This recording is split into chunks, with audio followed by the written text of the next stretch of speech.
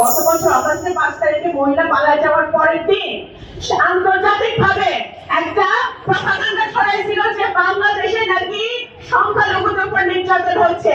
ভাইরা আমরা জানি যে আমাদের হিন্দু ভাইরা মুসলমানদের ঘর পাহারা দিতে, মুসলমানরা হিন্দু ভাইদের ঘর পাহারা দিতে।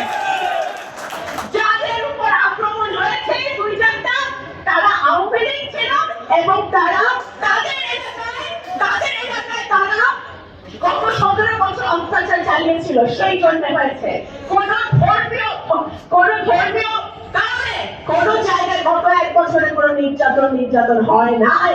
সেই প্রপাগান্ডা থেকে দূর থাকতে হবে, জুজুর ভয় থেকে আমাদের বেরিয়ে আসতে হবে।